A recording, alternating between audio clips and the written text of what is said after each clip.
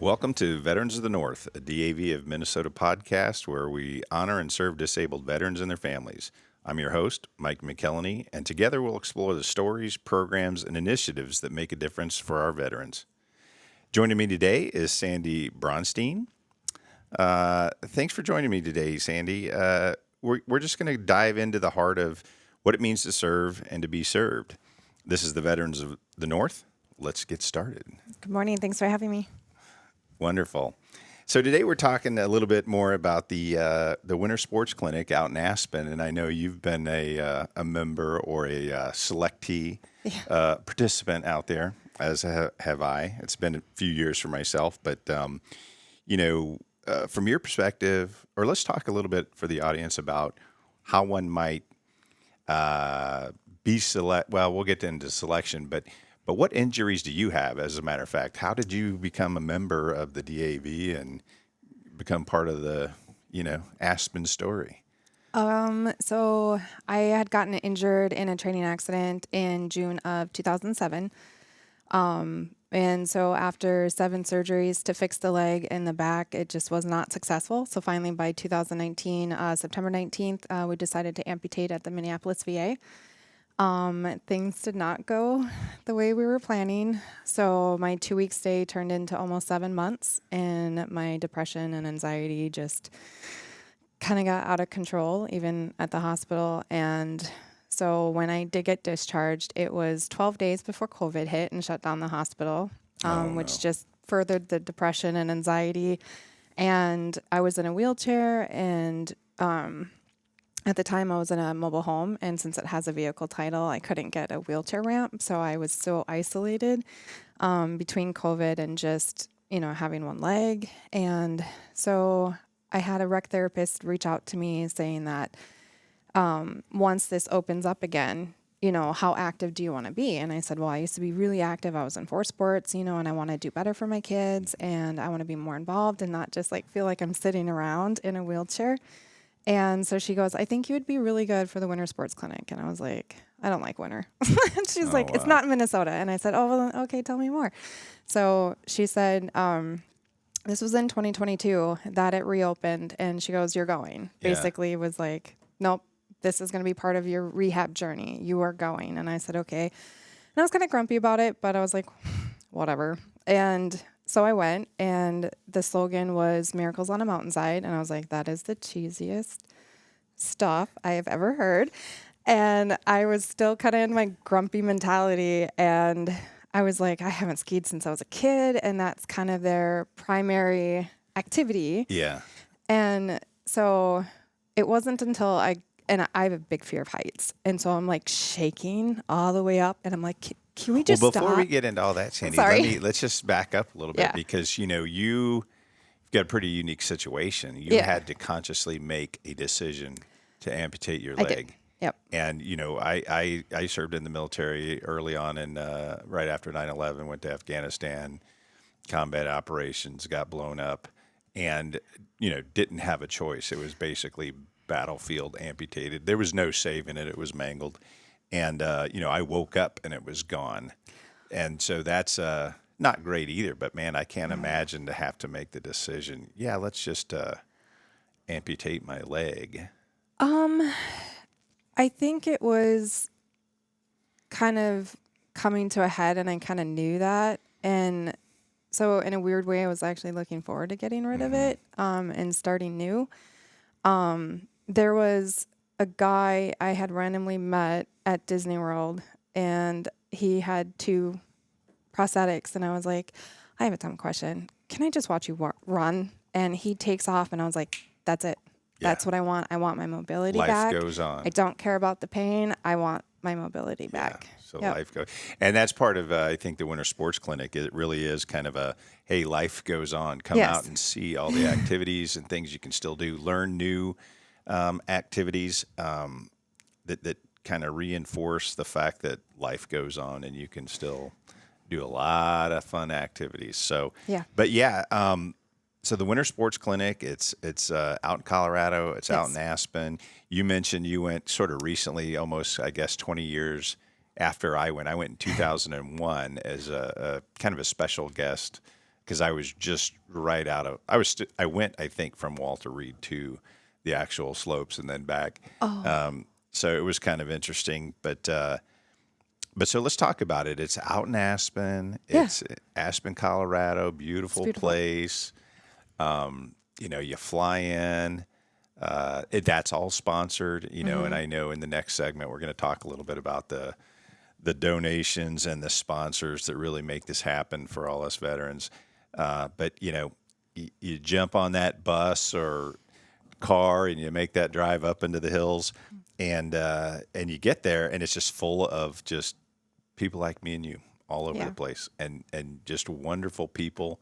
And the activities are nonstop. Yeah. But yeah, tell me about when you were there. So it was probably different just because it had just reopened after COVID had shut everything down. So they did warn me that in prior years that it was very selective and that during the time there, it was mostly just veterans. So that sense of camaraderie and community, you were just dived right in. And so they said, but because of COVID had shut everything down, it was open to the public. And so it was a little strange navigating. I was in my wheelchair at the restaurant, the Mexican restaurant that was there, and there was a lot of college students that were like, gross, can we please have the seat that you were taking? I was like, no, this is my wheelchair. So that was a little disappointing to kind of come into, but you are surrounded by veterans that have some sort of disability, and most of them were physical on top of the mental, and just kind of feeling safe there with everyone in that community. You knew that they understood the struggle, or at least a similar struggle that you had and are experiencing. And it's just like having that inadvertently support group was so helpful and healing. And that's one thing too, you mentioned, because as I recall, so many well-organized events kind of seem like controlled chaos, because it is. You've got all these veterans out there. You've got all the sponsors. You've got the volunteers that are helping it. Yes. And they're, even 24 years ago, it was the signage was everywhere. So it was easy to kind of navigate where you needed to be or where your instructor was going to be. But at the same time, all the, public is out there doing their thing. So you're kind of commingling with that. But it was just neat talking to a lot of veterans from a lot of different eras and generations, and, seeing the prosthetics. Because for me, and probably for you too, it's fairly new. Like, you're in the hospital, you see, here's a couple of options. But then you get out there and you see these people that have had it and gone through iterations of new technology, and you kind of like, well, what can I expect? Right. I want that. Yeah. I want that leg. How did you get that leg? Yeah. And so it's a really good place to network for that, I think. I'll talk a little bit in a minute about some of the things that I saw that were kind of like, okay, maybe down the line I might want to get into this sport again or get back into, bike riding. But they have really just plethora of activities. So let's talk about some of the activities you do. We said it's mainly skiing, but they have so many other things out there. So 2 of the days, you're downhill skiing. The first time that I went in 2022, I did try to stand up. And then there was this Swedish boy that was like 2-3 years old, and he accidentally got in between my leg and went to like grab on, and he accidentally unhooked it and went down the bunny hill with my leg. And I was like, oh, okay. And he's screaming, and I'm like, I can't pizza. And so I just fall back, and my coaches are rushing up there. And then the nanny got the leg back, and they're like, you want to try this again? I was like, absolutely not. They're like, we have a different option for you. And I was like, what's that? They're like, you can sit down and ski. And I was like, why didn't we start with that? Sounds like a scene in some, ski comedy. The Swedish boy takes my leg. Yeah. I was like, I owe him therapy. I'm so sorry. But so then that's how I got introduced to the sit ski. So the second day that I went out, I was in the sit ski, and that was a lot better. I like that a lot better than just the regular downhill skiing. But they have both options, and it's incredible to see one of our teammates. I almost didn't recognize him because he was going so fast. Did you do any of the other? So when I was out there, they had scuba diving, they had rock climbing, they had gosh, I can't Fishing. remember. Fishing, I thought. Yeah, Yeah. fishing. Because there were some river guys, and that was a big thing. I liked, I'm a water guy. And, I saw this guy had a prosthetic. It was a body powered, and he had all these holes drilled in it. And I'm like, what's the deal with that? Is that to lighten it up? Or he's like, no, so the water drains out. I'm like, wow, that's pretty good. And he had just drilled the holes in it himself, and, I wouldn't advocate for that, voiding warranties. But no, so there's a lot of neat little stuff going on out there. I never, I came from a mountain team before I had gone out there, so like the rock climbing thing wasn't, a big deal to me. And I was, already certified, not for the military, but civilian. So I was like, Yeah. I know what it's like in a pool.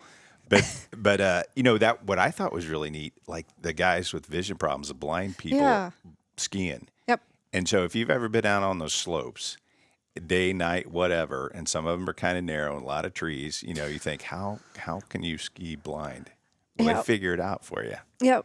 Watching them go down with their coaches and the volunteers, it was just incredible. And I think that's kind of where I got that aha moment of, okay, this is what they're talking about, this is the miracle on the mountainside. And it wasn't necessarily that I experienced it first for myself, but I experienced it watching everyone else go down that hill. Cause I was like, they have a bib that says that they're a blind skier. And I was like, okay, if they can do it, I can do it. Yeah. They're So following the bell. And that's just like, wow. and sled hockey, that was another one. I don't know if you got to do that one. I'm always told the Minnesota Nice stays off the ice. So when we played sled hockey, the blind skiers still have the bib on. So, and then the first year they had a regular hockey puck, but the second year they had one that looked like a cymbal. And so every time you hit it, it would make noise, and then they would just find it like that. And I was like, I'm watching you. So let's talk a little about community. So we both talked about, some of the people that are like us, other veterans that are, enduring some kind of disability, and kind of the sense of community out there. So that's obviously a really big piece of it. You're not just out there skiing and then everybody goes and disappears to the room, because there's a lot of good evening activities to be had as well. They have some parties, they have some different things. So that's a lot of fun. And you meet different people that you're probably still in touch with today, and people that kind of say, hey, there's other activities, and have you ever tried this? And I think, didn't you meet someone out there and did some sailing or something after that? I did. So the people that you meet out there, like, you're instantly family. And I kept seeing signs for DAV, and I didn't know before 2022 what the DAV was. And now I feel like, how did I not know what the DAV was? And I kept seeing signs for it. And so that was kind of like one of my missions, is to like figure out who all the sponsors were and to thank them. And one of the things after winter sports, they're like, oh, if you like winter sports, here's Summer Sports Clinic out in San Diego. And that's where she had gone, and she met up with Warrior Sailing Program. And so she got to travel the world sailing, and that was something that she could do from a chair and see the world. And so she kind of got out of her head, and she's like, you should try this. They have, and then after that, like, she's like, did you know they have beekeeping for veterans? I was like, I'm allergic, so that's probably not going to be for me, but it just all those connections. But yeah, and think about it, you as you mentioned, I don't know who DAV was. It's some mysterious VSO thing.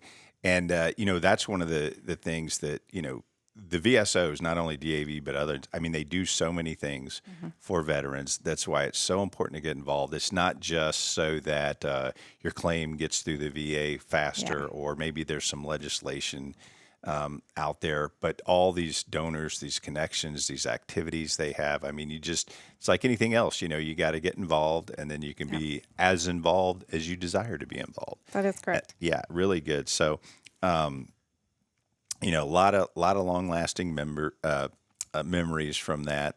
I think one of the things we're going to talk about in the next segment is a little bit more about your sailing, and maybe even how, we just kind of skimmed over the surface a little bit about, like, well, how do you get involved? Because I think there is some better directions to go. I know the VA advertises it, but we're going to talk about that a little bit later.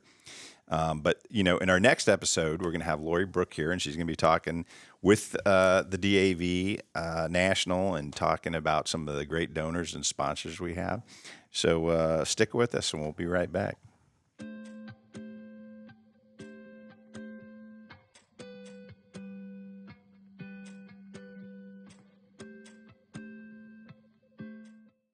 Hey, welcome. I'm here with John Kleindienst, the National Voluntary Services Director for the DAV National Office. Welcome, John. Thank you, Lori. Glad to be here. John, we've been talking about the Winter Sports Clinic, and I'm wondering if you could tell us a little bit about why it's important that the DAV be involved with it and what your role is in the Winter Sports Clinic. Well, the Winter Sports Clinic is a wonderful event. We've put this on for more than 30 years with the Department of Veterans Affairs. We bring in approximately 400 veterans from all across the country to introduce the Nordic style sports. It's really important for DAV to support this because we're veterans helping veterans.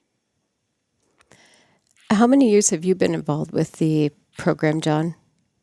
Personally, I've been involved with it for about 12 years. And what's the one thing that sticks out to you out at the Winter Sports Clinic? The one thing that really sticks out to me is the trepidation that veterans show on the first day of arrival, and then their comfort as they begin to experience that they can still do the things that they did prior to their injuries. How do they learn how to do that? What kind of people do you have out at the Winter Sports Clinic to ensure that the athletes are safe and know what they're doing? Well, we bring in very skilled ski instructors who utilize their experiences in life to help adapt these veterans with modern skiing techniques that keep them safe.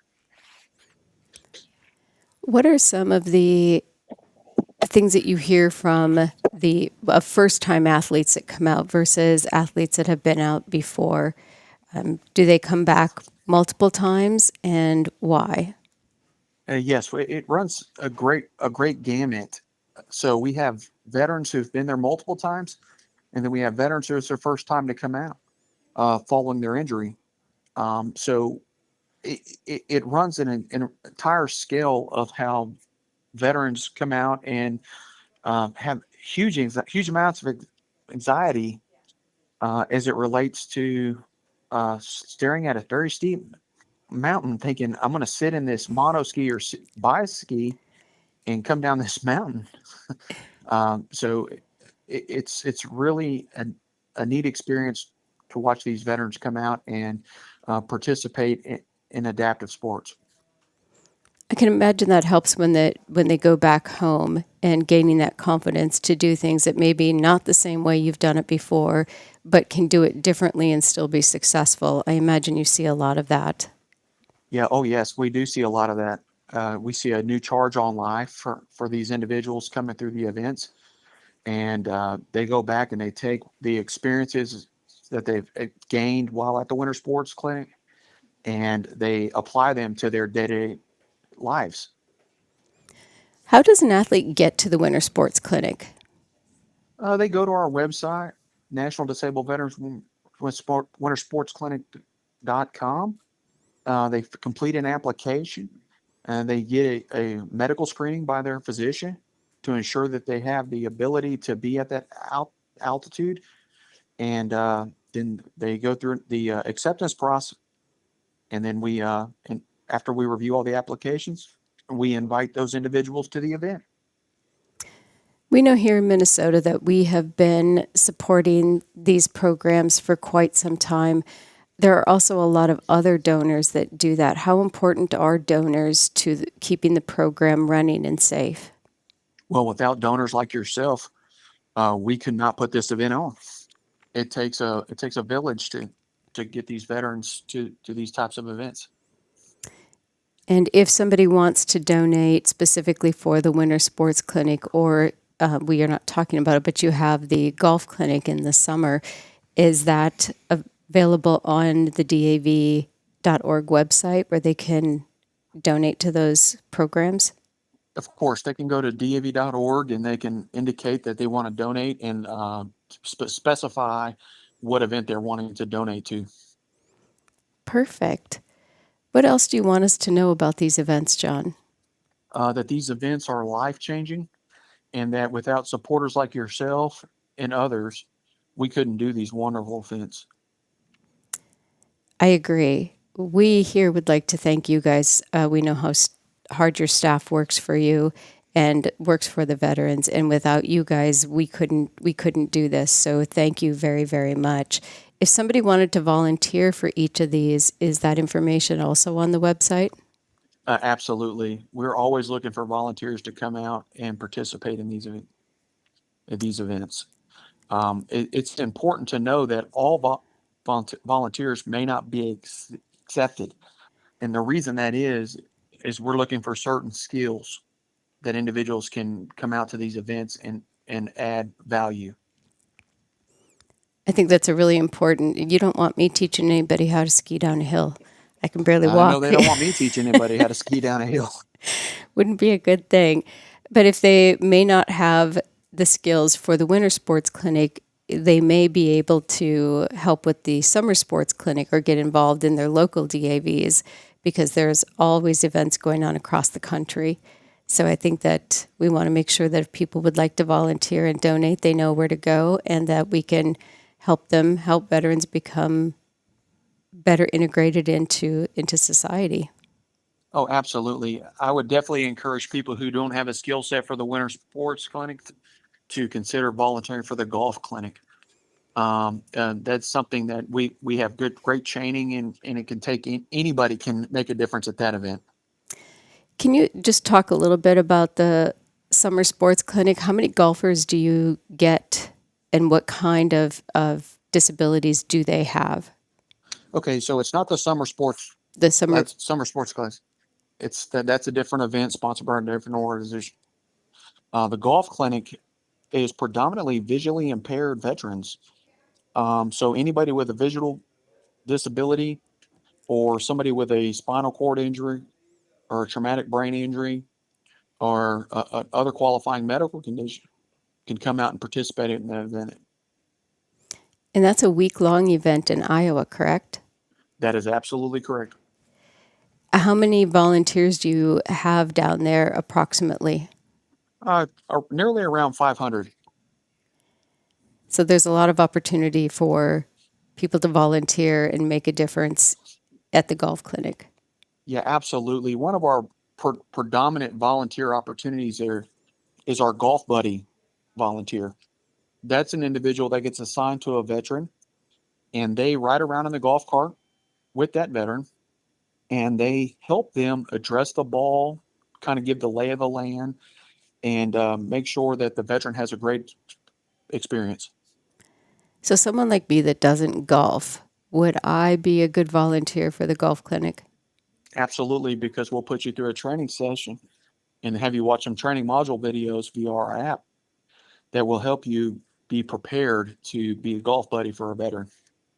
Perfect. So you don't have to be talented. You just have to be teachable. If I can do it, anybody can. Well, thank you for your time, John. Is there anything else you would like us to know before we let you go back to your important business of the day? I would just want to say thanks for having me on your show today. I would ask that anybody listening consider supporting the golf clinic or the winter sports clinic, or consider becoming a volunteer for one of these events. John, you also have on the DAV national website, if somebody would like to volunteer for other things, or if you need something done as a veteran, you have a portion on the website that people are able to do that too, correct? Absolutely. It's volunteerforveterans.org. You can go in as a veteran, let us know what kind of need you have, or if you're interested in becoming a volunteer, we'd love you to let us know that of your interest so we can try to find an opportunity for you or a group that you belong to give back and help veterans in your community. I think that's fantastic. Well, I think that does our time for today. I appreciate your time, John. Thank you for everything that you do, and hopefully we'll see you soon. Thank you, Lori. I really appreciate being on the show today.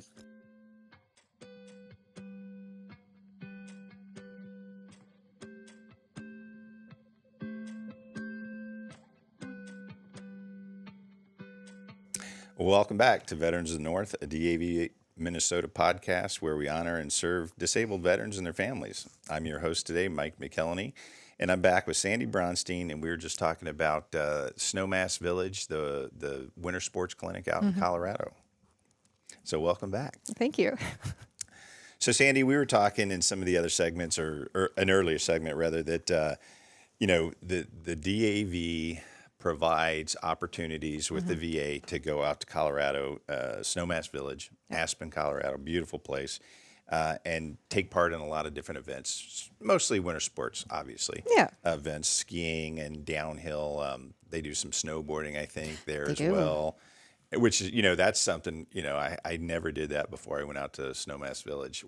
I'd never snowboarded. I'd skied before, but Okay. snowboarding was something new to learn. So that was pretty cool. Is it easy? Because that is on my list for this year. It is. Okay. The instructors, I mean, that's one thing we didn't talk about earlier, but let's just talk about it. Okay. They have all these different volunteers and they've got all these just experts. I mean, because it's one thing to say, hey, we're going to send people out with some disabilities that are maybe missing some arms and legs and get them to do things. Well, you just don't go out there and throw on some skis and rip down the hill. Get pushed. They've got a lot of great volunteers out there. That it's their daily job to teach people how to do these things, and so it's kind of I think it's a unique skill. And the people that I had assisted me, they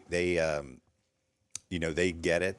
They deal. I guess the point is if you're not and I don't want to put a pitch in for anything else, but I think, if you have a disability and you're not related to the military or DAV or anything, you can still go out there and have a great time because these people can train anybody. Yeah.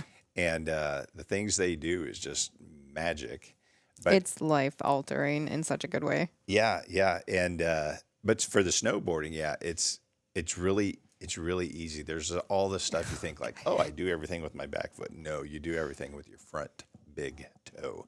That's how you drive. It's amazing. It really is. Yeah. I'll just leave it at that. Okay. It's so cool though. But yeah, so we talked about some of the connections we make out there. That's one thing too. So let's talk about that. This is not just like a bunch of, members of the DAV and a few VA staff out there. There's senior people. This is a big event. It is. And it's really a good time. If I would just say there's so many opportunities out there because there's some senior leadership. There's some people out there. There's a lot of, I think, innovation that takes place out there.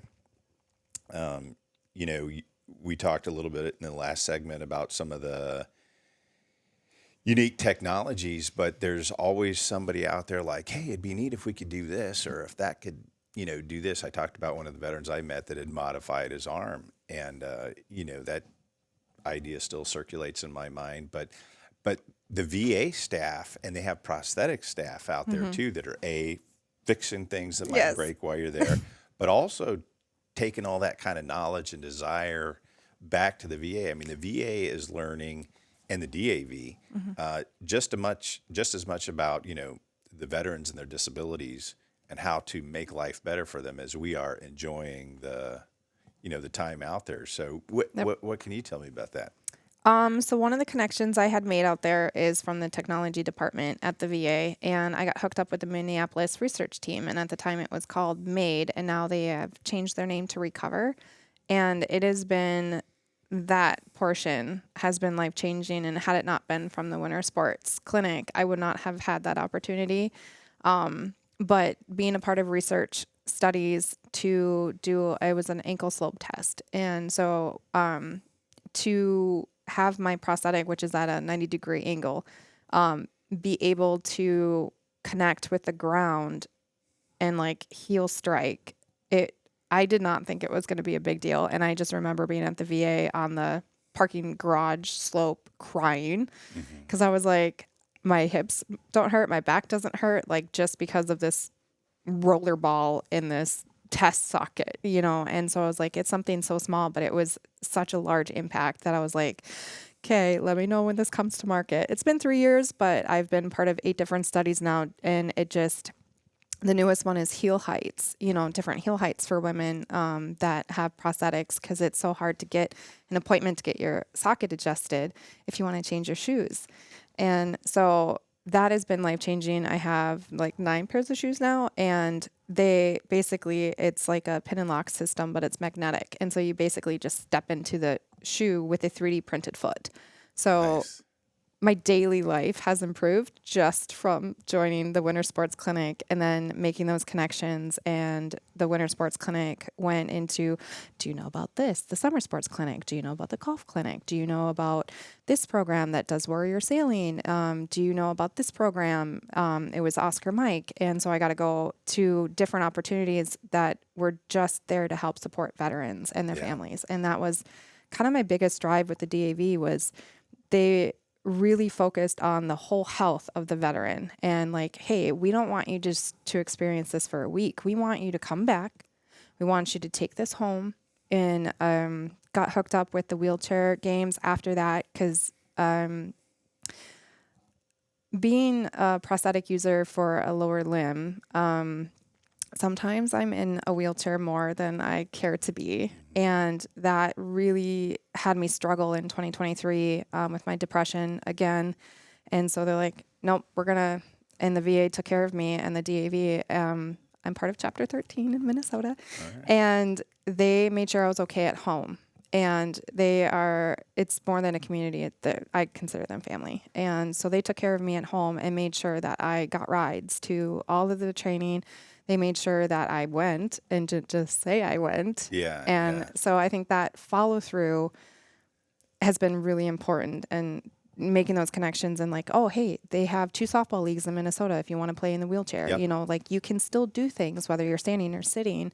And I think that, and having the support of everybody and the DAV, like even come in and check on my kids so I can participate, was amazing. So that's a good point, because that is something that's pretty unique or maybe unexpected. I guess I know I joined back in 2010 the DAV after I had retired, and here it is 2025, and I don't participate in everything all the time, so I'm not like standing at the door of the VA or the DAV, but they remember. Mm-hmm. They call you. They, there's the chapters have newsletters. Hey, here's some opportunities, and they throw that out there. And so it's not like you have to participate all the time. No. You can decide maybe down the line, hey, I think I want to start getting into this or getting interested in these other opportunities. What do I do? And you can talk to your local chapter. You can go, VA Prosthetics Clinic knows a lot about it. And one thing you mentioned too, what was maybe people don't know and understand, but you talk to R&D. VA healthcare system, largest in the world.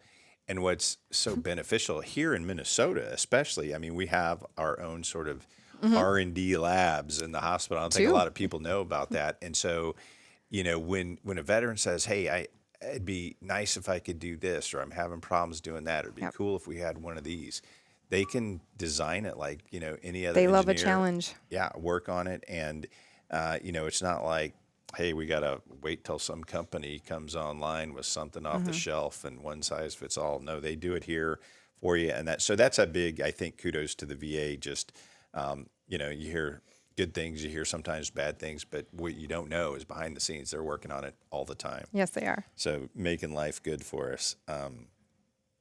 You mentioned that, and I'll kind of end with it. One thing, I was into mountain biking quite a bit too, and I had some problems. In the last segment, you mentioned the little Swedish boy grabbed some meatballs and stole your leg going down the slopes, and that can be kind of, it's kind of funny when it happens to you. I freaked out a little bit, but yeah. But I had kind of a similar issue. I didn't have the Swedish guy steal my leg, but I riding a mountain bike one time, my arm used to get sweaty and it would just like stick to the handlebars. And if you're crashing or jumping or something, and, so I've had times where my bike and arm went one way and I went another way. And while I was out there at the DAV, the Winter Sports Clinic, there's people that manufacture and build things that are helpful. Because mountain biking's a big thing out in Colorado too, and they actually have an attachment that you can get, for us upper amputees, where you can clip on just like any other bike rider. They've got the clip-on shoes that stick to the pedals. Yes. And there's a lot of benefits with that, but it's also something that I've looked at and learned out there. Just one more thing, one more benefit. It just opens your eyes in so many ways. So I've it seen was that for kayaking, but not biking. But I'm intrigued. yeah. You put it on a handlebar, and it clips onto your hand, or the attachment where your hand would be clips in. But the flip side of that is it can still be a little bit dangerous. And the problem I guess I had was, it's not the hand stayed on the handlebar. It's the residual limb going into the prosthetic that came undone. But I plan on parachuting. We've got some plans this summer. And one of the things I'm going to do, I'm going to tape it on. Army 100-mile-an-hour tape does wonders. So, hopefully VA will figure something out to keep things on a little bit tighter. But anyway, yeah, really luck. good time out there. And I highly encourage it for all our members. And one thing we didn't touch too much on is, there's a newsletter VA sends out. A lot of people can be on their newsletter, DAV as well. There's always a mention of the Winter Sports Clinic. Sometimes it's a little bit, hey, we've made our selections, et cetera. Yep. But, for the veterans out there that might want an inside source, or kind of like, how do I get at the front of the line?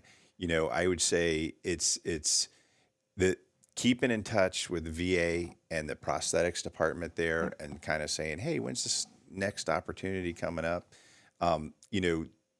The veteran service organizations I found are aware of so many different opportunities, but the VA itself, is aware of a lot of these opportunities too. So it's good just to kind of stay connected, and be aware. Yep. There's a lot of good things out there, but you have to be connected, and that's one of the things too that hopefully draws veterans out. I've been an amputee, 24 years now. Kind of been there, done that, kind of residing back in my home cave. But every once in a while, people draw me out, and, you kind of still staying connected. Yeah. So it's really a good thing. It is. I know outpatient rec therapy is the one that I go through for Minneapolis VA. I think you can even go through community care, but it will eventually get to the Minneapolis VA. I think they're the ones that take care of all of the applicants for picking the teams. Mm-hmm. Very good. Well, I think that's about all the time we have today, Sandy. I sure appreciate you joining us. Thank you. That is a wrap of this episode for the DAV Minnesota podcast.